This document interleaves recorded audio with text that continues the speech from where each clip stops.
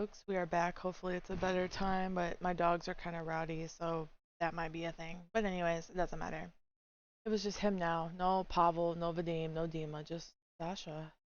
His chest felt tight as he pushed off the door and slowly carried himself back to bed he was growing too familiar with. He toed off his shoes. Sasha dropped heavily onto the mattress and curled up tightly. Idiot, he should have just gotten a taxi. Tears brimmed over and blurred his vision. He pulled the pillow close and buried his face into the soft fabric.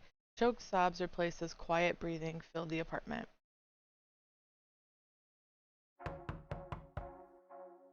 Sasha stirred awake with a soft groan, not remembering when he had fallen asleep. The afternoon light poured in from behind the sheer curtains and filled the apartment. His entire body ached with discomfort of sleeping in the unfamiliar bed. In addition, the painkillers from yesterday had long since worn off and left him feeling like he'd been hit by a truck. Sasha sat up slowly, his hand moving to cradle his head. He grimaced and shuffled the covers off of his leg. Are you serious? Why won't these people just leave me alone? Rubbing his eyes, Sasha slid off the bed and staggered toward the door.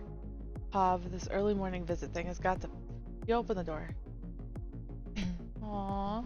Oh, hello there, Sasha. That's your name, right? I heard it was Sasha, but I also wanted to make sure I got that right. Sasha stared, stunned for a few seconds. The woman stared back at him for a few moments, then reached out her hand and gave Sasha a big smile. Sasha cautiously accepted her handshake and was met with a hard squeeze. Anyways, I'm Indigo. Hi, Indigo. Well, you, got it right, Sasha. Indigo beamed, reached into the bag on her hip and grabbed something. She thrust her arm toward him and offered a small white box. Your phone was pretty banged up. Vadim brought it to me to fix, but it's probably easier if I just give you a new one, so here you go. It's fine. Just take it. Are you sure? Yeah, really. Just take it. I added our numbers to it earlier, so if you need anything, I'm sure one of us could help. Us? Well, I added myself, Pavel, Vadim, and Dima just in case, though Dima's a horrible texter. Why am I not surprised? Sasha grabbed that little box from her hand and peered down at it. It looked brand new from the store, though the tape seal was already broken. Thank you. Please don't mention it. It's what I'm best at. You're best at buying new phones? No, silly. I'm best at tech and, finding the best bargains. It's whatever. Sasha glanced down at the small box again with a smile. A second later, his stomach growled loudly. Another second passed and the stomach growled again, louder this time.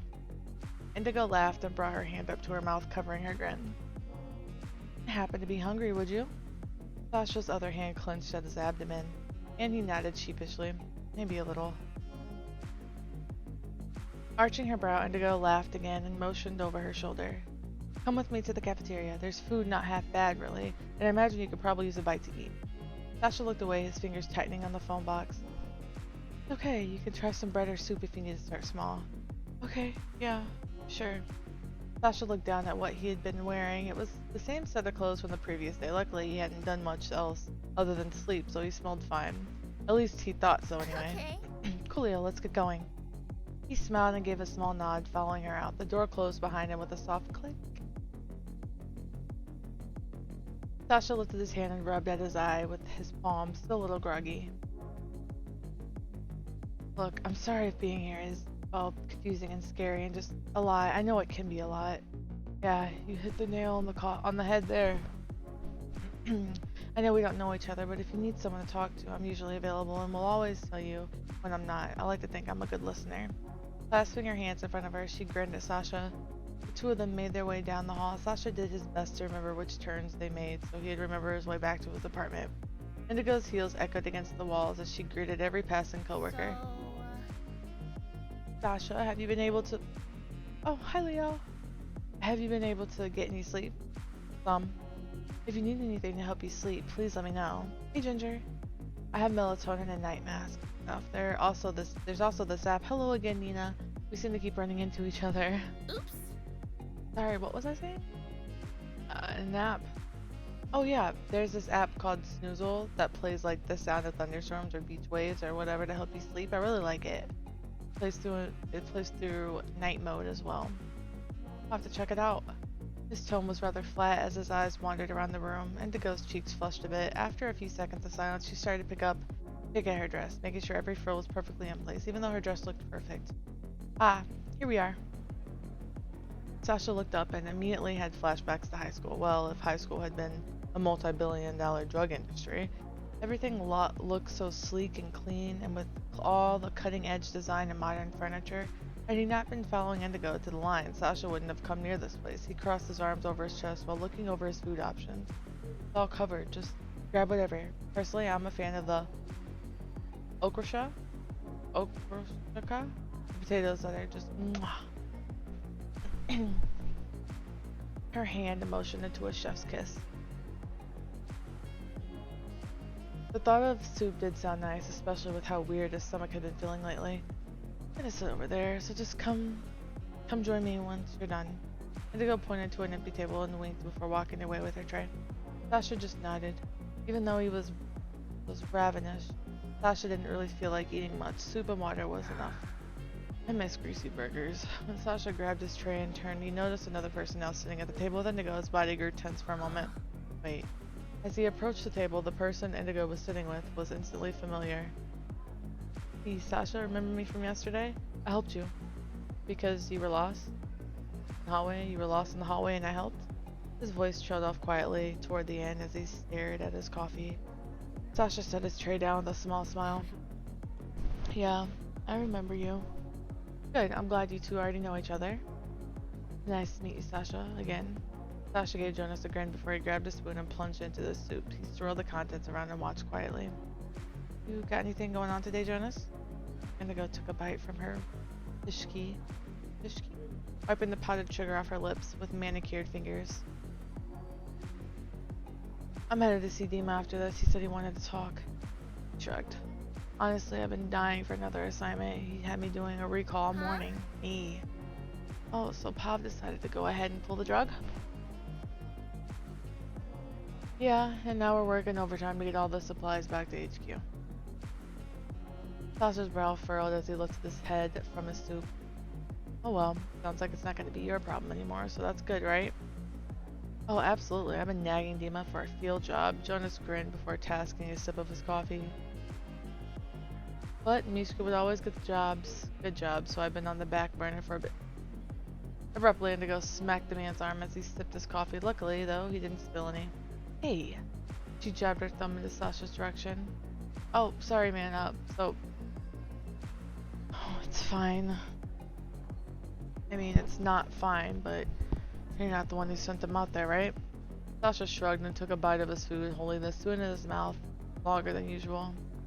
Right, that's more Dima's job, I guess. So, Anyway, Indigo shoved the rest of her pishki into her mouth before stacking everything onto her plate.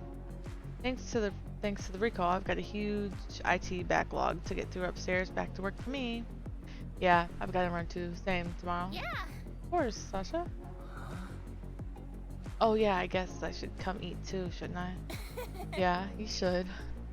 Taco Tuesday tomorrow. You gotta. Okay. Hey, if I were looking for Dima, where would I find him? The ever-elusive busy King Bee is but a legend. To see him brings you good luck for 7 whole years. Indigo burst into laughter and grabbed her food tray. She stood, shaking her head. He's not a cryptid. So. Okay, look. If you want to find Dima, always try his office. Knock once, then go in. If you stand there knocking, he won't answer. You just gotta barge in. That or the training room. The guy's a beast. I always catch him in there. I don't know where either of those places are. Indigo rolled her eyes playfully and set the tray back down on the table, brandishing her phone, and she quickly typed out the direction and hit send. Jonas stood as well and crumpled his trash in his hand. There, I sent you the directions. If you get lost, just call me. Sasha nodded and glanced down at his pocket. He reached inside, pulled out his phone, and checked to make sure her message came through. Yeah, got it. Thanks again. I'll try to come to lunch tomorrow. At best he could, Sasha feigned a smile. Indigo beamed at him and picked up her tray once more, then headed over to the trash can and set it neatly on top. Jonas was close behind her. The two of them were laughing, talking as they left. Sasha took a deep breath before standing up and bringing his half-eaten food to the trash. He looked at Indigo's text as he made his way out into the hallway once more. Okay. So, turn right at the third hallway for the cafeteria, then walk 10 paces past the restroom sign and go through the door to your left. What the hell? She wrote this like a treasure map. Sasha scratched the back of his head, careful not to touch a sore spot before he pocketed his phone. I'll just figure it out. After getting lost for a good 15 minutes, he wandered across the sky bridge over the lobby and began to hear the sound of people lifting weights. Sasha drew near to the noise and peeked around a set of large double doors where he saw was not what he would have expected of a corporate training room. It had all the typical workout equipment of a normal training room, but it also had so much more than that. It was massive, a full-blown gymnasium. Many mats lined the floor and were accompanied by a few sets of parallel bars, aerial silks, free weights, machines, and a full-blown obstacle course. Jesus. His gaze swept over people punching and kicking padded enemies and climbing along the large rock walls at the farthest side of the gym. No wonder I could never keep up with Mishka. Shaking the thought from his head, Sasha snuck to the door and hugged the wall. He stepped cautiously while he looked around. Keep your knees hip distance apart and ground yourself with the opposite leg. Your hips carry a lot of motion. Use them. Sasha turned his head to see two people over on the mats. He furrowed his brow and started making his way over. Good, that's a good start. I want you to do 15 pull-ups, 4 sets. Go ahead and start on the smaller bar over there, and we'll move you up later. Hey. Sasha felt his fingers curl into fists as he approached. A heavy frown spread across his face. Dima turned his head, surprised. His gaze narrowed on Sasha, then returned to the trainee. Keep going. 1 minute. Rest between sets. I'll be with you shortly. Are you kidding me? Did you even hear me? Dima turned and closed the distance between them. He set his hands firmly on his hips as he stopped and stared down at Sasha. I'm a little busy. What do you need? Sasha scoffed, glancing over at the trainee before bringing his attention back to Dima. I need you to give me some answers about what happened to Mishka. The taller man tilted his head, sighing softly. I don't know what answers you think I have. I think you know more than you're telling me. Sasha, I told you I'm busy. I don't have the time. Then make time. Ooh. Sasha huffed and looked around before lowering his voice. You at least told me that. Did you forget the part where I got a fucking concussion because of the mess you made? Dima scowled and turned to leave, but Sasha grabbed his arm and squeezed. Hey, don't just walk away from me. Let go of my arm. I said I need answers. I said let go. With his arm still caught in Sasha's firm grip, Dima wrapped his fingers around Sasha's elbow and yanked him forward. In one fell swoop, he swiped Sasha's leg and sent him to the ground. Ah! Sasha grimaced when his back hit the mat beneath him. Seriously? What the hell? I told you to let go of my arm. Dima stared down at him and reached his hand out, offering to help Sasha back up. Sasha smacked it away. Sasha got to his feet and patted the front of his pants. I'll tell you what I saw that night. Give me some more answers and I'll talk. You said you don't remember. Don't, I mean, I remember other stuff about the day in general. Sasha felt heat rise to his cheeks as he grew more flustered. So, do we have a deal or what? At that point, Dima couldn't help but smile. He could not come in here making demands. At least he's persistent. What's so funny? Your audacity. Look, Sasha. Pav said that you like to help people, so what about me? After searching Sasha's face for a moment, Dima finally sighed and gave in. Alright. Oh, whoops, I don't mean to do that. That was easy. Alright. I'll answer your questions. If I can, then you'll answer mine. That was your deal, right? That's what I asked. That's what I said, didn't I? You seem incredibly impatient for someone with nothing but time. Whatever, I go first. Alright. Of course. Why did you send Mishka out on a dangerous job that night? I didn't send him out on a job. He said he had something he needed to do, so obviously you did, or is someone else giving orders here? It sounds like another question. It's my turn. You barely answered mine. That's not how this works. What was Mishka doing at the club that night? Tell the truth. I had a drug drop from my boss. Mishka just tagged along. Who's your boss? That sounds like another question. Isn't that what you just said? Dima shook his head. Okay, fine. It's your turn then. Yeah, that's what I thought. Now that I see that both of them have that in common. You said that you didn't send Mishka out on the job, but somebody said you're in charge of him. So what's the question? What's the truth? What was he doing that night? I don't know what he was doing. There was no job. However, he called me earlier that evening. He said he felt like he was being followed. So he was acting weird. That wasn't just my imagination. And you didn't do anything? Even after he called you? I had someone sweep the area and we didn't find anyone, so we gave the all clear. That's all I could do. You should have done more. Is he just expendable to you? Sasha's stomach twisted as he said it.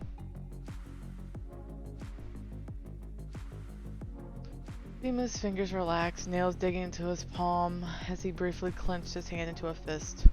His nostrils flared as he looked away from Sasha. Quietly, he asked his next question.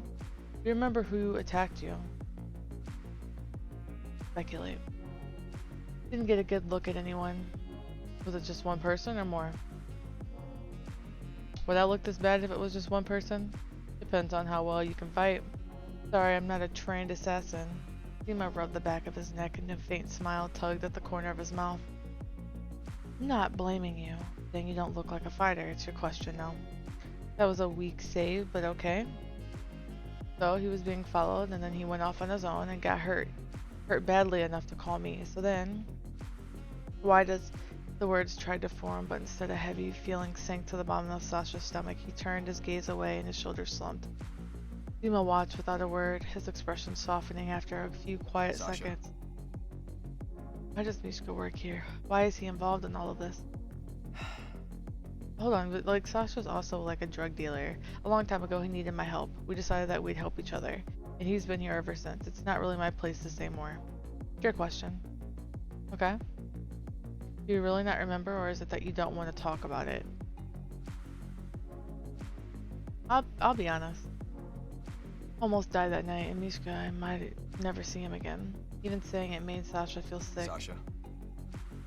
I remember, I don't think I'm ready to talk about it yet. All right. I understand. I apologize if I pushed you too far. I'm sorry for this whole situation. You should get some rest. Dima grabbed the strap of his duffel bag and set it on his shoulder. What do you mean? So have questions. And I'm sure you can keep me up all night with them, but we both need a good night's rest if we're gonna find Mishka. But what are you planning to do? How can we get Mishka back? How much longer until we do something? Sasha reached out and grabbed Dima's arm. His heart hammered away in his ears, and his head felt foggy, too foggy. Sasha? Wait, what's happening?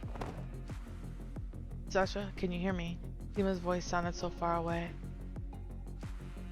Sasha's eyes slowly fluttered open. He grimaced as light flooded in and stared away. What the hell? Dima's arms was wrapped around Sasha's back, keeping him upright. His other head pressed to Sasha's neck, feeling for a pulse. Hey, what are you... How much have you eaten since you've been here? Dima was so close. His clone is so subtle. Boy, you're supposed to be a Mishka fan. What are you doing over Dima, huh? Sasha blinked in the surprise and pressed his hand against Dima's chest, leaning his head back. I'm fine, I ate a little bit this morning. Clearly not enough, you passed out. I'll call the clinic. I don't need all that. I'll just order something up to my room, it's fine. To further prove how fine he was, he tried to stand. Tried to, anyway. His legs still felt like jelly, but he was already feeling his energy return. Just help me up. Sasha clumsily gripped Dima's arm, helping himself back onto his feet. Dima didn't let go until Sasha was standing. Sasha, I really recommend you. I'm fine, see? Sasha took only one step before he faltered and grabbed Dima again. Don't say anything. I wasn't going to. Sasha pushed away from Dima and started towards the door, skin completely flushed and hot. Dima called out after him with a smile. Go to the clinic. I'm fine. His voice echoed in the hallway as Sasha left the gym and turned the corner. What a brat. When Dima entered his apartment, he took off his shoes and let his bag fall to the ground. A few careful steps carried him to the bench placed against the foyer wall. Dima sat down and pressed a button on the side of his prosthetic leg. Oh. A low hiss filled the room. Pressurized air escaped the device, loosening its hold and allowing him to remove it. A more comfortable replacement lay propped against the bench. He reached over and grabbed it, but instead of immediately fitting it over his thigh, Dima sat there for a moment with his hand resting on the firm surface. He sighed and closed his eye. Is he just expendable to you? Dima felt an ache in his chest as Sasha's words replayed in his mind. He leaned back against the wall. It's not true. I'm not like him. I'm not like him. Roman! How could you leave him behind? He risked his life for you. That's his job. He knew what he was getting into. There was time. He was still a person. How could you leave him there? There was still time. Since when did you care about them? They're only here to make sure we survive so that we can keep the city afloat. They're people, not pawns. The plan always comes first, Dimitri. We're changing Sabina for the better compared to what they are expendable. No one is. Should I be worried you'll leave me to die? As long as it's for the plan, right? Dima lifted his hands to rub his face. How could I let things get this bad? So Dima, you already know Ada and the other person. Okay.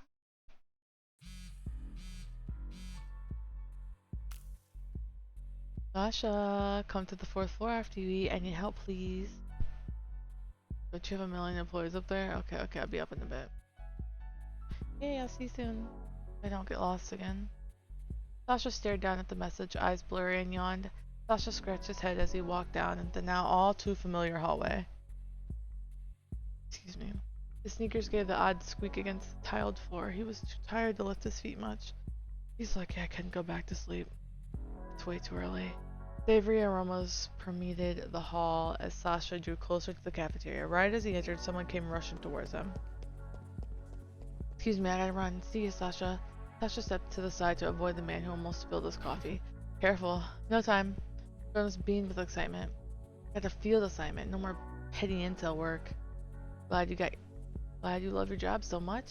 Sasha tilted his head as he watched Jonas idle in front of him, unable to stand still. Can't relate. Job's okay. I'm more psyched that Dima finally realized he's been sleeping on all this talent. Jonas's coffee spilled over the edge of his cup as he motioned to himself. Shit. Oh well, anyways, I gotta bounce. Later, Sasha. Like a blur, Jonas waved and hightailed it out of there, leaving Sasha with an absent look on his face. Sasha couldn't help but smile a little. What a weird guy. After confiscating a cinnamon raisin swirl bagel, jelly, and a can of soda, Sasha headed out of the cafeteria toward the elevators.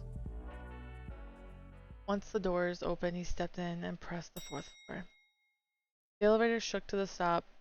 With the heavy doors open, Sasha was hit with the familiar smell of flowers and plant life. Sasha surveyed the area as he stepped out. The room was busier than the last time he was here, since it was no longer lunch hour. Several people with lab coats huddled over the machinery that Sasha wouldn't be able to recognize even if he had aced chemistry. If Pavel was here, he would have surely heard him by now. Pav? Nothing. Sasha pursed his lips as he began searching for the purple-haired man. Are you looking for Pavel? He should be in the greenhouse. Oh, thanks. Do I seriously look that helpless? Jeez. Sasha shoved the rest of his bagel in his mouth and brushed the crumbs off his pants. Sasha pushed on the greenhouse door the employee had pointed to. It didn't open. He pushed again with more force and the door gave way, causing Sasha to almost fall. He cursed under his breath. Damn, fix your door. His eyes widened at the sight of the immaculate plant nursery, a tall frosted glass ceiling illuminated an indoor jungle. Is this a greenhouse or an entire rainforest? Sasha, over here. A familiar face with a wide smile popped out from behind a large plant before disappearing back underneath the foliage. Sasha stuffed his hands in his pocket and made his way over. Pavel was wearing a purple apron and a pair of light purple gloves, and a spray bottle clutched in his hand. He was misting the plants with water, his expression focused. Did you sleep well? How are you feeling today? Pavel chimed over his shoulder as he gently caressed the leaf of a specimen, spraying it liberally. Tired and sore, no thanks to Dima. Oh. Pavel lifted an accusatory eyebrow, twisting his face into a wicked grin. Is that so? I was in the gym yesterday and he tripped me. Don't make it weird. Pavel laughed and sprayed a few more plants. A likely story. I'm sure he can flip you all kinds of ways, Sasha. Why did you call me up here? Oh, right. Bring me the bag of plant food and soil over here on the left. Lift with your knees. Seriously? What is this? Some sort of heavy lifting training exercise? Sasha went over to grab the bags Pavel had pointed to in spite of his complaints. So, plants need food. Is it their breakfast hour? Sasha, morning was like 10 hours ago. Also, what are you saying? Yes, plants need food, you dummy. This is more like second lunch. Don't they just need dirt and water and stuff? Ugh. Sasha shuffled over with the heavy bags and plopped them down on the wheeled cart next to Pavel. Popping up onto his feet from a crouch, Pavel nudged Sasha aside with his shoulder. He grabbed the top of the bag and tore off the plastic, keeping it sealed. Plants need way more than just dirt and water. What if someone gave you just dirt and water? He turned his head up towards his taller friend and raised both brows. I guess that'd be cool if all I did was sit in the ground all day. I'd throw you out the window if I wasn't totally in love with you. Pavel batted his eyelashes at Sasha before he dug his hand into a toolbox nearby, brandishing a tiny shovel he shoved into Sasha's hand. Plants need nurturing, monitoring, tending, watering, and feeding. Sure, but you've got to make sure every choice you make for the well-being of the plant is beneficial. If not, well, you've just got to adjust or make changes or problem solve. Plants are a lot like us, you know? Sasha wasn't sure how to answer. If I'm like a plant, then I'm probably withered by now anyway. Where should I put this dirt? Pavel raised his hand and motioned towards a tray of dying plants with a gentle smile. Start digging tiny holes in a row, and we'll put the cartons in one by one, but only do the holes for now. You can dig a hole, right? Yeah, it's getting back out there that I need to work on. Sasha, that's deeper than the hole you should be digging. Sasha rotated the tiny shovel in his hand. He'd never seen one this small before. He chuckled quietly to himself and crouched down near the dirt. Digging the small holes made him feel like he was back in grade school, playing in the dirt and pretending to bury treasure or plant flowers with his class. Pavel leaned over, hovering over Sasha's shoulder to watch him. Ooh, yeah, good hole. Keep going.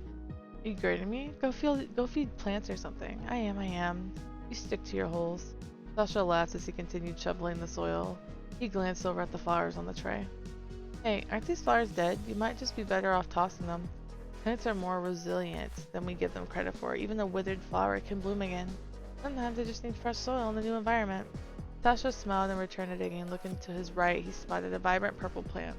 Dark berries surrounded by small thorns hung from the plant. The leaves looked like velvet, and Sasha instinctively reached out to touch them. Pavel glanced over and swatted Sasha's hand away, his eyes wide and brows furrowed. Ow! Do not touch that. It's deadly nightshade, and it's incredibly poisonous, he said matter-of-factly, holding up his gloved hands for emphasis. Poisonous? Then why do you have it? Pavel turned his attention toward the plant and gave a soft smile. His gloved hand cupped a cluster of berries. Well, it's not just poisonous. It's been useful for all sorts of medicinal, cosmetic, and genetic purposes, too. His purple eyes fixated on the plant, and his head tilted a little as he spoke. This plant has so much good inside of it, and I want to be the one to help nurture that, and I think we all deserve to be believed in. Sasha watched quietly, his shoulders dropping. Pavel shook his head and sighed, his expression softening. Pav, can I tell you something? It's a bit heavy, honestly. He tried to laugh, but the feeling of sheepishness kept him from being able to. Sasha lifted a hand and scratched at the back of his neck, shrugging a little. I mean, I'm here, so why not?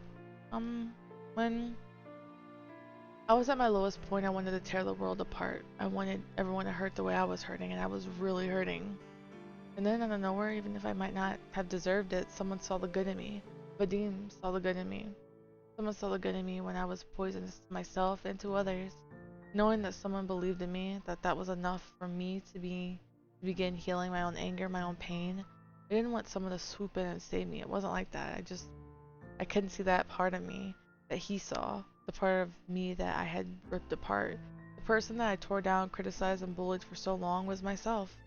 Vadim just pointed that out. He uncovered the soil and showed me the seed I thought I had destroyed. He showed me the compassion I wanted to give myself, and that gave me a reason to try. He believed in me, even when I couldn't. The compassion he showed me turned into self-compassion, and my self-compassion helped me to heal, to grow, and to forgive myself. Pavel caressed the flower between his thumb and index fingers, staring at it with adoration. We aren't so different, you know? Plants and people, I mean. The silence between the two. Sasha smiled faintly down at his friend. Anyway... The complexities of it all are what make it so beautiful. The plant, I mean, and it's been extremely helpful with my new drug. Pavel's shoulders slumped and he leaned back onto his heels. New drug? Is that what you're working on up here? Pavel's eyes lit up and directed a wild smile Sasha's way. He turned his entire body toward his friend. Okay, so I've been keeping it kind of like under wraps, but... Sasha's face was blank with confusion. He leaned in as if he was expecting a secret. I'm working on creating a party drug that has no addictive properties. Is that possible? I'm gonna make it possible, yes. Using the medicinal properties of the plant's genetic code, I'm going to find a way to give people that high they want without the addiction. Sasha's eyes glazed over, unable to fully comprehend just what Pavel was explaining. Either way, it sounded complicated. And, is that working? With a big sigh, Pavel's head dropped. He raised an arm and slung it dramatically over his face. No. So far I've only hit a wall, 10 dead ends? Probably more if you consider how many of the plants just died. Do you know how difficult it is to splice a bunch of plants' DNA together and have it work? It's super hard, and the side effects are setting me back. He lowered himself to the ground where he stood laying flat on the floor. He pressed his face into the tile and exhaled loudly. Sasha watched as Pavel deflated on the ground and couldn't help but to smile to himself. But you'll still figure it out, right? Pavel heaved another dramatic sigh and turned his head to look at Sasha. Yeah, you're right, I will. Now go put those bags of soil back where you found them. And after I was so nice and encouraging. Grabbing one of the bags of dirt, Sasha carried it back over to the shelf. Crash. Sasha lifted the bag onto the old shelf. The weight of the bag caused the wood to crack and the shelf came crashing down. Several cardboard boxes toppled over, spilling the bag contents near Sasha's feet. What the hell? What? Sasha, I swear if you broke anything, I'll have you digging the tiny baby holes in this greenhouse for months. Pavel remained face down on the floor. Not even that bad, I'll pick it up, so go back to sleep or whatever. This isn't sleeping, it's top tier moping. Sasha kneeled down and started scooping the scattered baggies into a pile, then he stopped. Sasha grabbed one of the baggies and lifted it to his face. Wait, this is an S. Sasha turned to Pavel and held the baggie of tablets up. Pavel lifted his head to squint at it. Yes, it is. The latest strain was a bust, though. It was just as addictive as anything else out there, so I recalled it a few days ago. Pav rested his head back to the ground. Yep, complete failure. And that's all the little failure duds combined into a box of failure. Huh. What's up? Nothing, just remember that my boss had me bring him a last-minute shipment of this stuff on my day off. Pavel chuckled, his voice muffled by the floor. You're a delivery boy? I'm a dealer. I make a horrible delivery boy. Pav's head popped up off the ground again. Wait, if you're a dealer, the only deliveries you should be making are to buyers. Sasha shrugged as he continued cleaning the pile of bag tablets off the floor. Right? I usually just grab the shipments and sell them. Pavel pushed himself off the ground, his brow furrowed as he eyed Sasha. Feeling Pavel's gaze on him, Sasha looked up. Yes? Who's your boss? Before Sasha could open his mouth to speak, the door to the greenhouse flew open. Pav, are you here? Sasha and Pavel turned toward the sound of the heels, walking briskly to where they stood. Pavel brushed the front of his apron off.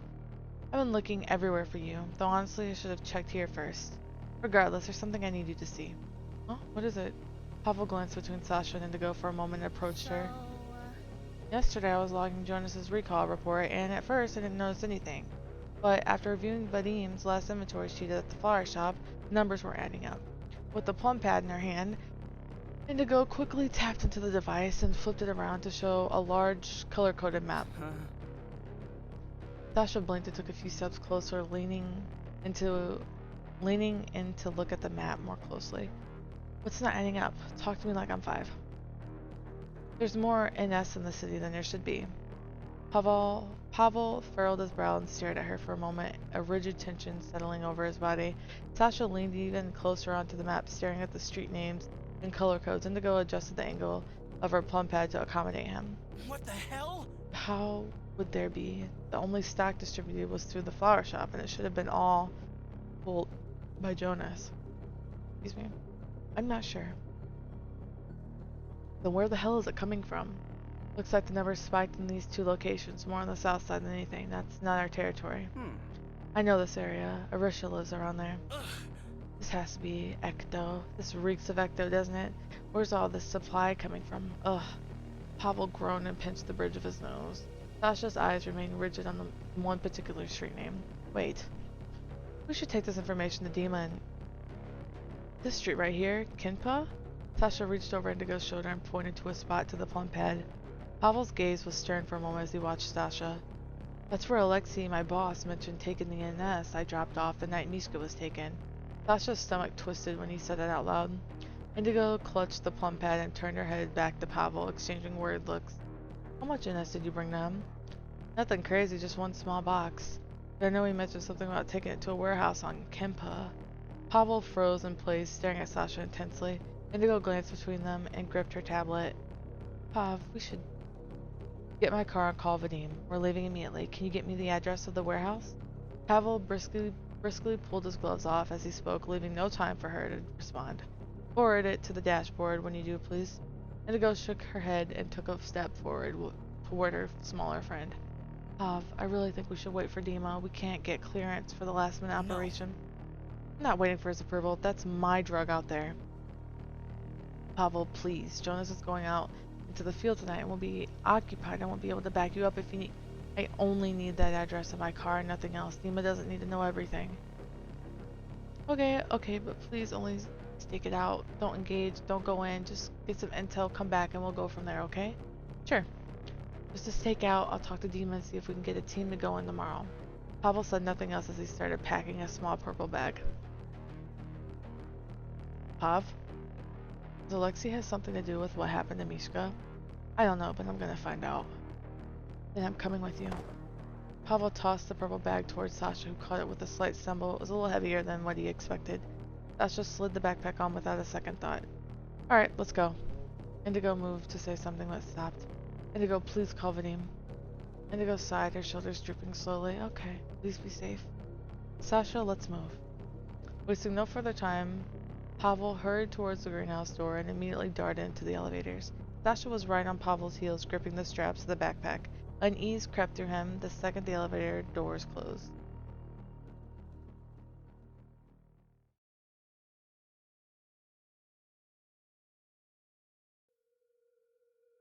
The elevator ride down into the lower level parking garage was quiet. Neither Pavel nor Sasha break in the silence. Pav said he doesn't know if Alexei has anything to do with Mishka's kidnapping, but we're going to find out. The elevator came to a smooth stop. Pavel impatiently hit the button to open the doors. Sasha followed Pavel out and noticed an expensive sports car parked just outside the automatic glass doors leading to the garage.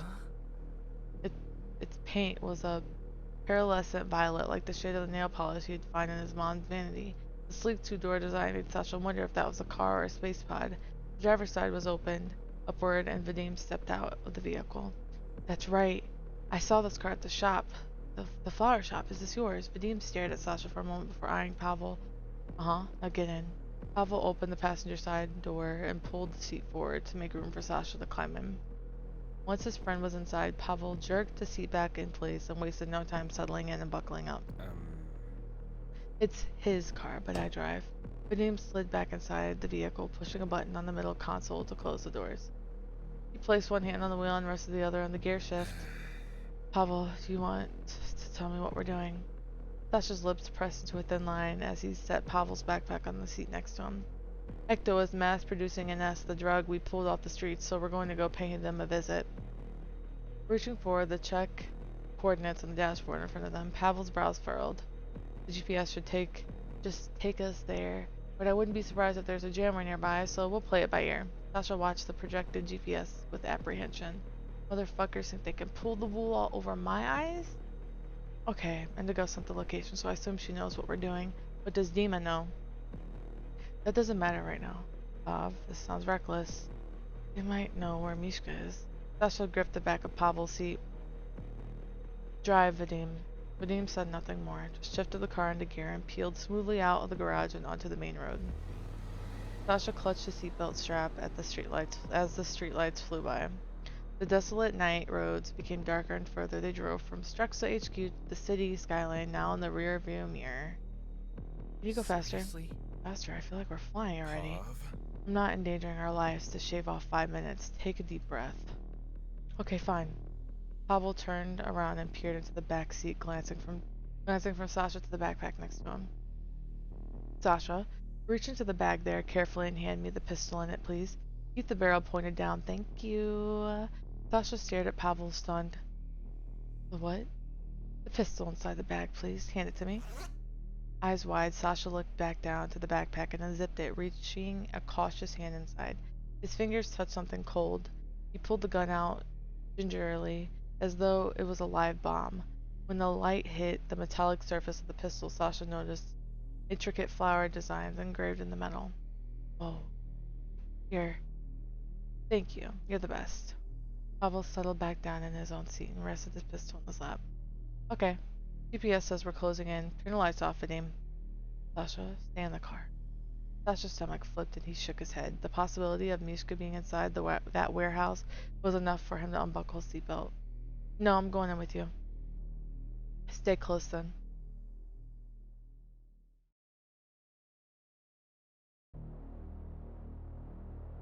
The molecular compound is holding well, especially when we compare it to the original equation. Okay, wise guy, what the fuck does that mean exactly? It means that this drug is stable and the replication near perfect. Then just say it's working. Immersion. It's working. The person in the lab coat held the clipboard close to their chest, absently tapping their fingers along the wooden backing. They eyed the henchman idly walking around the warehouse and turned back to Alexei. How many units did Roman request? Shit, I don't know. As many as we can make it till he tells us to stop. I don't care as long as I'm getting what he promised me. Right, well, it appears we got about 5 tons here.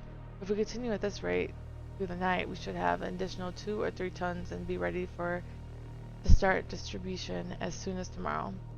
The chemist flipped the paper on the clipboard, scanning the revealed charts. Good. I'll start feeding it out to the dealers. Immersion whipped around and darted behind Alexei, their clipboard clutched like a shield in front of them and their eyes wide. What the fuck was that? Vadim reloaded his gun and pointed the barrel towards Alexei. Somehow I'm not surprised to see your face, Alexei. What the hell? Even after all the shit I've done for you, I'm still not surprised you're at the other end of this.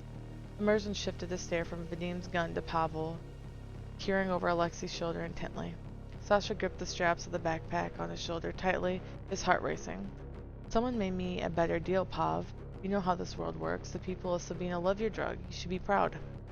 Proud. The panicked henchman near Alexei reached for his gun. Sasha watched the man drop to the ground. Else moves. Sasha's gaze remained fixed on the man's body, writhing on the ground. Hey, I'm sure we can work things out. Hands raised, Alexei took a cautious step forward. He jumped back, eyeing the small hole in the ground before him. Said, don't move. Pavel shook his head and snarled at Alexei. Nightshade wasn't complete, it wasn't ready. I pulled that shit off the street, and here you are defiling it and sitting it back out there? And you, whoever you are, Immersion. They said their name with a hint of embarrassment, then frowned in confusion as Pavel's words sank in. It wasn't ready. Immersion stepped out from behind Alexei. The sample Alexei brought here, I studied it thoroughly. Pavel reached inside his jacket and whipped out his flowery purple pistol. He aimed the weapon at Immersion, hand steady. They glanced at the pointed gun and took a hesitant step back. The ability to chemically induce euphoria in the user in such a unique way, it's, well, actually quite beautiful. I just don't quite understand. What about it is flawed exactly? How dare you call yourself a chemist? You take my project, my equations, my work, an imperfect product and smear your shit all over it? Sasha quickly looked away. He's seen enough people shot tonight so to last a lifetime, and he didn't want to see another. And you both thought you'd get away with it? That I wouldn't see it? Pavel, it's not imperfect. Your drug works. No, it doesn't. The drug failed. It just does. It was just an additive. As the others, it completely failed. An additive? What are you trying to... Cut the small talk, Immersion. Come on, Pav. We can be reasonable. I've worked with you all these years. You know me. Pavel tightened his grip on the pistol and adjusted his aim, the barrel now pointing directly at Alexei. Who'd you sell out to? I didn't sell out to no one. Sasha, you want to vouch for me here? Where's Mishka? What? Where's Mishka? Sorry, I don't know what you're talking about. He's lying. Pavel cocked his gun. Answer him. I don't know what he's talking about, Pav. You know I only had the success of the drug in mind. No, you only thought about how much money you can make. You betrayed my trust, my project, and my vision. Who are you working for? Who cut you the deal? Alexei, don't. Tell me now. Pavel glared between the two, keeping the gun pointed forward. He held out a hand towards Sasha. Sasha. Sasha looked up at Pavel, eyes wide. Open the bag. Sasha let the backpack slide down his shoulder, enough for him to reach in. He pulled out the zipper so fast and jammed it. Then it got jammed, but he got free with a few frantic tugs. Now take out the tube that's in there and crack it. Sasha reached in and pulled the tube out. It looked like a road flare. It took a bit more force than he'd expected, but Sasha managed to crack it against his leg. Once he heard it start to fizzle, he handed the stick to Pavel. Do either of you know what happens when potassium, and glycerol come in contact? You have 3 minutes to get out if you don't want to burn down with this lab. Pavel wound his arm back and tossed the tube onto the lab tables nearby, their surfaces covered in documents and newly packaged drugs. Horrified, Immersion lunged towards one of the tables and desperately tried to shove baggies of NS into their coat. 2 minutes now. Go. Immersion recoiled and dropped the supplies when the bullet grazed their shoulder. Panicked, they retreated, holding their wound as they stumbled towards the exit and disappeared. Flames leaped from the now burning tables in large clouds of smoke, began to fill the room, rising toward the ceiling. Fuck this.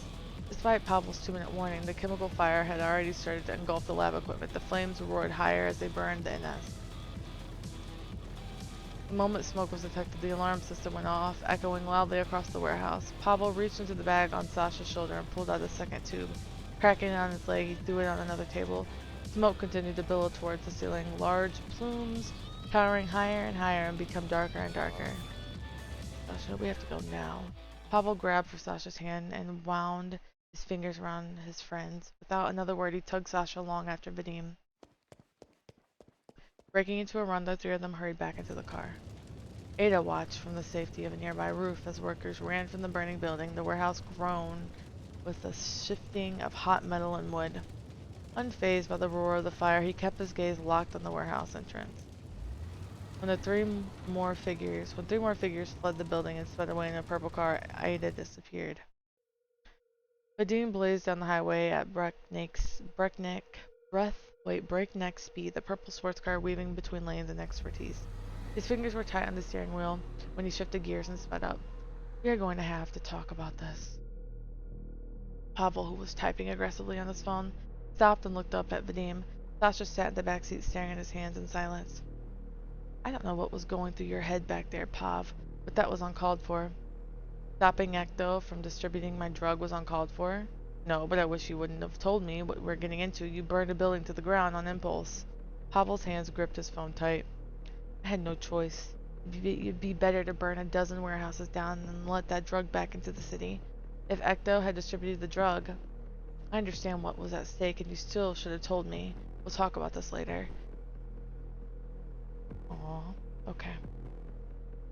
Silence filled the car yet again. The weight of what just happened felt heavier in Sasha's heart by the second. Alexei was there that night at the club. There's no way he isn't connected to all this. But he doesn't make sense. He said he knew nothing. Was he lying? Sasha laced his fingers and squeezed them tight, wriggling them together while he stared out the window. Sasha. Huh? Sasha turned his head toward Pavel, who was staring at him over the front passenger seat with concern. Are you okay? No, Alexei, he didn't know anything about Mishka. I thought we were getting closer to finding him. Sasha felt his chest tighten, nausea staring from the unsettled stomach. We are. Ugh. What do you mean? We don't know anything. They were mass-producing an S, and we caught them doing it. It's not a far reach to think that they kidnapped Mishka too. I still don't understand why they would have wanted Mishka for. They probably thought he interfered, or maybe he found something. He might have posed as a threat for them. Mishka was in the room with me when I dropped off the NS drug. Alexei was lying. He had to have been. Mishka was in the room with me when I... Oh my god. Sasha's voice wavered. Suddenly he felt his throat tightening, his heart racing almost as quickly as his thoughts. I asked him to come with me that night. If I'd just gone alone. Sasha, this wasn't something you could have controlled. But he wasn't supposed to be there. I'm the reason he was there. He didn't even want to go. You're not the reason Mishka was taken. You're not responsible for the choices of other people make. So please stop punishing yourself. We will find Mishka, whatever it takes. The car grew quiet. Sasha's hand curled tightly around the hem of his shirt. I'm in the way over my head. Sasha's brows furrowed as he watched shadowed trees pass outside his window. There's gotta be another way. Take me to Dima. I'm ready to I'm talk. ready to talk. Oh, sorry. Damn, Sash, I didn't know you were gonna keep talking, boy. don't know what to do, man. What are we gonna say? Lifting a hand to rub at the soot stain on his cheek, Alexei paced back and forth outside the executive office he dared to go into. The truth? The chemist pressed the cloth to their shoulder, wincing at the stinging sensation. Are you fucking stupid? Disbelief crossed his face for only a moment when he ran his shaking hand through his hair. The whole thing burned down. We can't cover that up. I can't cover that up. God damn it, what are we gonna do? Fuck. Fuck. Okay, no, shut up. I think I got it. Yeah, okay, I'll just, I'll tell him it was an electrical fire. That shit happens, right? Sure. You don't say a fucking word, got it? Not a single fucking word. I got this. I'll handle this. We'll be in and out and it'll be fine. The echoing sound of approaching footsteps down the hall stopped short of the two outside the office. Hey, Roman's looking for you guys. He sent me out here to find you. Thanks, Riker. Fuck. Okay, let's go. Right, well, good luck. Turning on his heel, the tall, red-haired man started back in the direction he came, hands deep in his pockets. Alexei opened the door by grabbing the handle and leaning against it. He stepped inside and left enough space for the chemist to follow behind him. Is that so? Ida nodded, clasping his hands behind his back while he stood near the chair Roman sat in.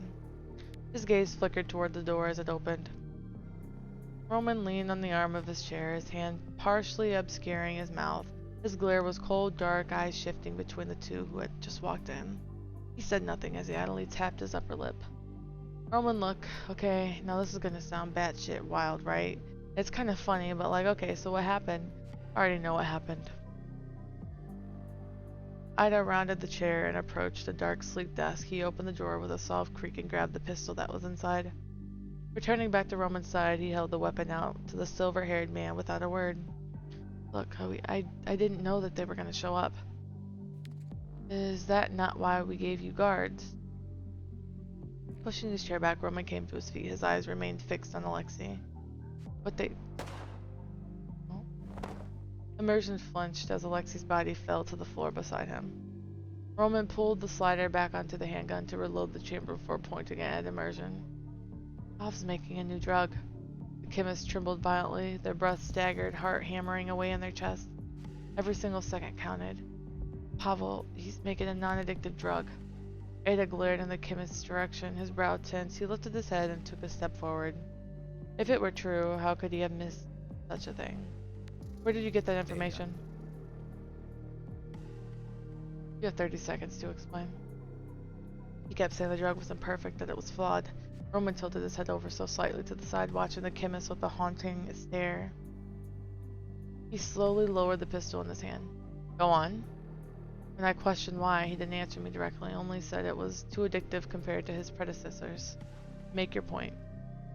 Ada's fingers curled into a tight fist. There was a subtle change in Immersion's expression as their thoughts came together like pieces of a puzzle falling into place. They came to a realization. His vision, Pavel's vision, Nightshade was never meant to be a drug the city was dependent on. It was meant to be a drug to give autonomy back to the city. A subtle look of surprise crossed Ada's features for no longer than a second. He turned his head towards Roman and back to Immersion. Roman's brow furrowed as the words set in. Autonomy? Does Demon not realize the city only stands because we're holding it up? Give these people an ounce of power and Sabina will return to the worthless husk it was before we elevated it. This is... Roman hissed under his breath. This is the last time he'll undermine me. His face twisting into a scowl, Roman turned his gaze back towards Immersion. Was anything else salvaged? No, I tried to grab what I could, but he gestured toward the bullet wound on his arm. Pavel wouldn't have it. Immersion glanced briefly towards Alexei's body and drew in a deep breath. I left before the building collapsed. Is that what you saw, Ada? Yes, I saw Immersion and Alexei leaving the warehouse while it burned. And what of Pavel and Vadim? I assume he was with them? Yes, and there was a third. A third? At the moment, Roman turned to face Ada. Sasha was with them, Mishka's Sasha. The door flew open. Riker's urgency was apparent in his erratic breathing. His hand maintained a tight grip on the door handle. Sir, we've got eyes on Struxa agents snooping around the building. What should we do with them? Ada, go take care of that. Pulling up on his mask to cover half of his face, Ida nodded and wasted no time hurrying out of the office. His departure was quiet and precise. Roman glared at Immersion. One more fuck up and you're done. Immersion lowered their head and nodded. find out what Pavel is making. Roman stepped over Alexei's body as he made his way to the door. Riker, clean this up. Yes, sir. Interesting.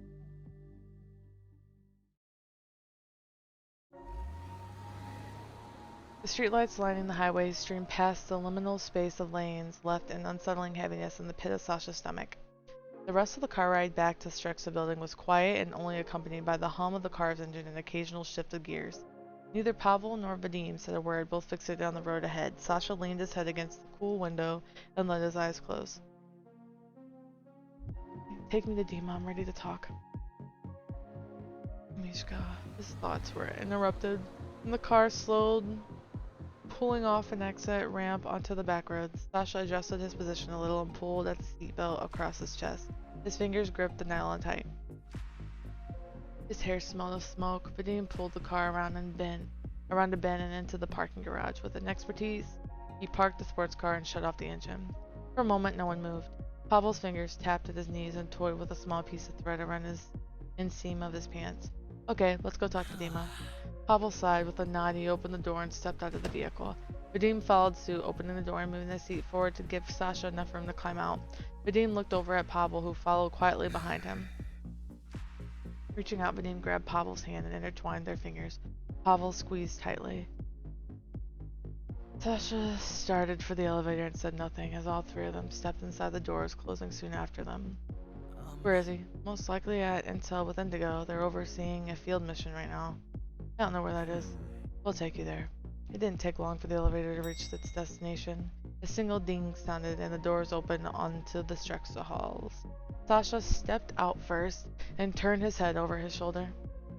Pav. Telling Dima what I saw that night will help us find Mishka, right? Pavel stared at Sasha for a moment, the corners of his mouth lifting into a gentle smile as he nodded. Yeah, I'm sure it will. Okay. After I do, though, I'm staying. He's my best friend. I want to be there when we find him. Vadim gave a gentle tug to Pavel's hand and stepped out of the elevator. They're in the middle of a field mission, so be careful not to make too much noise. Vadim released Pavel's hand and pushed the door open to the intel room. Sasha briefly closed his eyes, trying to gather himself. After Vadim's warning, Sasha did his best to stay close to the far wall as he entered the room. Pavel followed close behind him. Careful, Jonas. There's a stairway on the left that I haven't mapped out yet. Wait for our drone to finish mapping the area. Gotcha. Wait until it's clear. Oh, Jonas. Sasha glanced over at Indigo, taking note on her headset and the efficient way she navigated her giant 4-screen monitor setup. It was almost scary how fast her fingers moved across the keyboard. In a way, it was almost hypnotic. Dima leaned near the screens, his hand gripping the back of Indigo's chair. All right. Right there. See that? The vent. It's big enough for him to get through.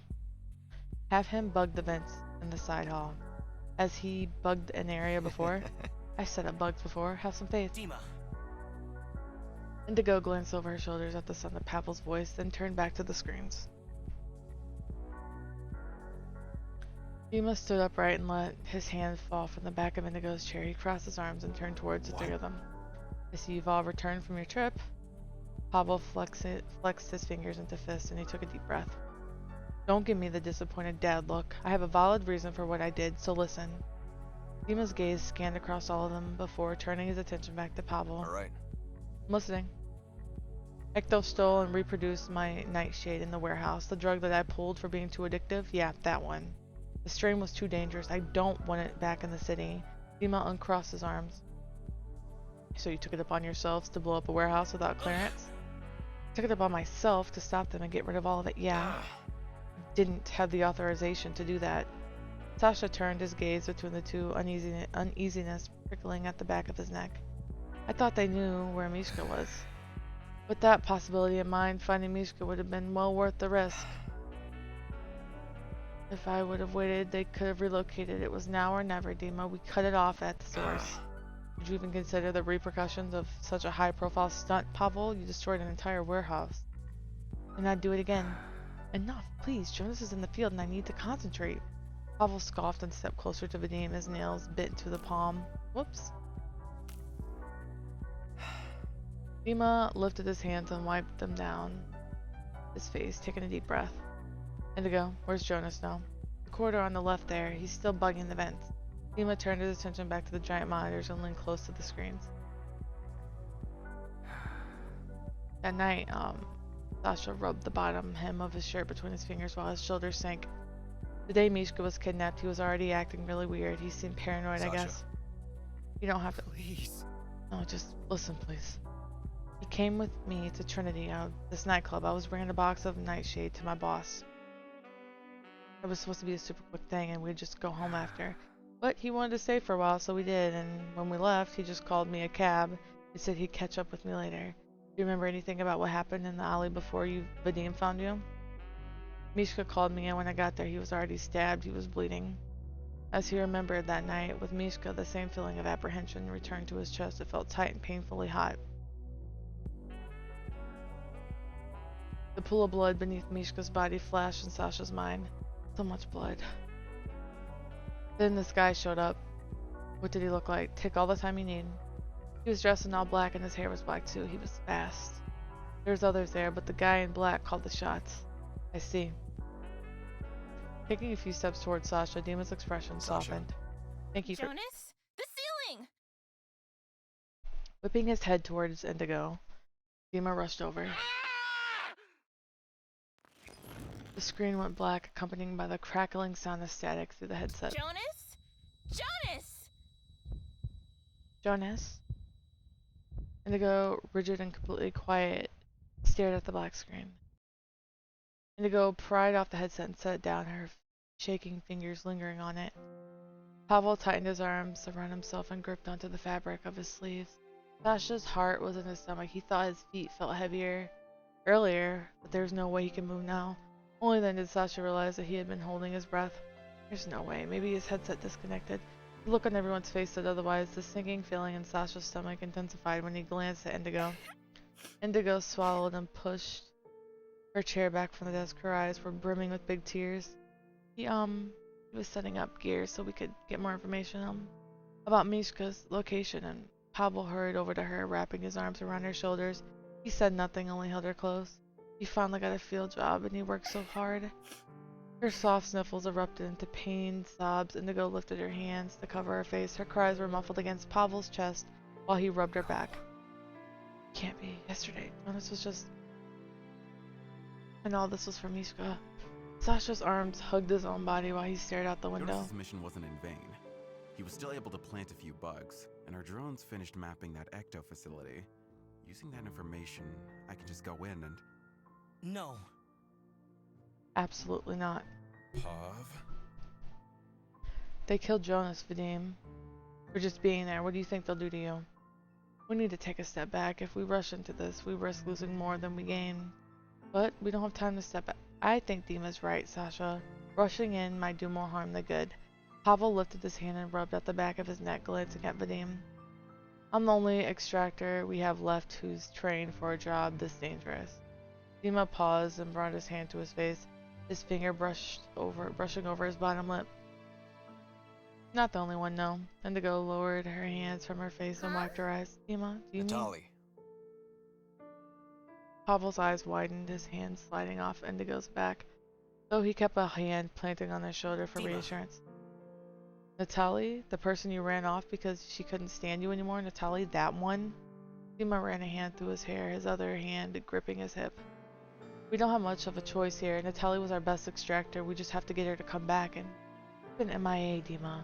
Sasha quietly stepped away from the group and walked over to the window. His gaze darted over the skyline of Sabina. Yes. She's elusive and hard to track. Let's face it, none of us know the streets like she does. So what do you suggest otherwise? The room became still. Indigo sighed and stared down at her hands. I'll do it. Sasha turned back from the window to see everyone's eyes on him. No. Absolutely not. Huh? Why? Sasha, I'm sure you're capable, but... No, he is capable. He knows the ins and outs of the city better than we do.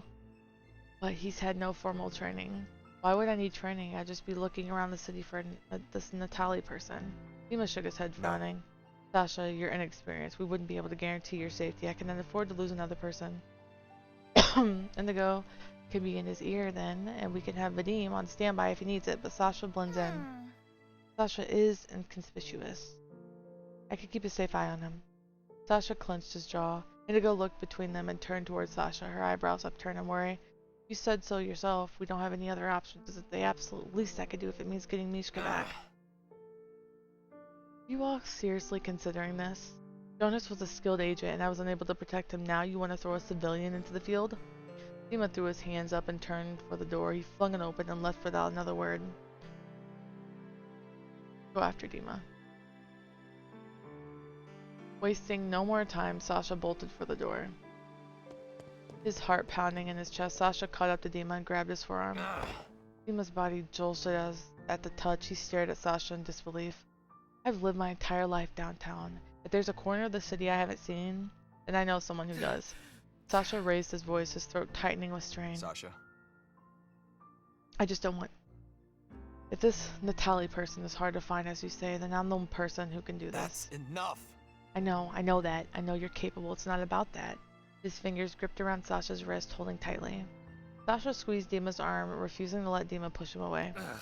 I know you want to save Mishka more than anything, but so do I, whatever the risk. Dima grimaced at every word, tension building deep inside him, his stomach twisted with guilt. Sasha. I cannot. I will not lose another person. The risk is your life, Sasha. Your life in my hands. If we save Mishka at the expense of your safety, he will never forgive me. This is my choice. I'm the reason he was taken in the first place. Sasha's fingers unwound from Dima's wrist. He dropped his arm down to his side. Sasha, that's not your fault. It is, though. I dragged Mishka to the club and I'm the reason he was taken. Sasha bowed his head forward, hair falling over his eyes. He lifted his hands and covered his face, his shoulders shaking. Dima stepped forward and pulled Sasha close, feeling a ping in his chest. Leaning his head down, Dima let both arms envelop Sasha, holding him against his chest. There's no way you could have known, Sasha. If anything, I should have been more prepared. Sasha said not a word, only allowed his body to relax into Dima's arms. He buried his face into the taller man's shoulder and sighed. It's okay. You did everything you could. We'll find Mishka, we will. A few moments passed, and Dima lifted his head from Sasha. He eased the other man's back and squeezed his shoulders. Sasha struggled to make eye contact as he continued to wipe his tears away with his fingers. Are you sure you want to do this? Sasha nodded and lifted his palm to rub his reddened eyes, swallowing the lump in his throat. I know these streets. I got this. Yeah? Absolutely sure? Okay, now it's annoying. A soft smile formed on Sasha's face, and it wasn't long before he chuckled. Dima couldn't help but break in a weak smile himself. He shook his head. All right. You'll find Natalie and bring her back here. I can do that. Tomorrow we'll have Indigo set you up with some equipment so we can monitor and assist you in the field. Vadim will be on standby if you need him. Sasha gave Dima a weary smile. It's just a city, Dima. I could find my way around. Despite the day's roller coaster of emotions, Sasha's body felt lighter and like a weight was lifted off of him.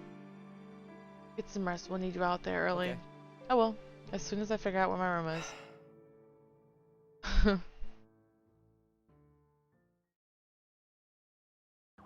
Okay, so that was a lengthy episode. We're definitely cutting it right there. A lot happened, a lot of information, a lot of characters were introduced. Thank you guys for listening, and we will definitely continue this. See you in the next one.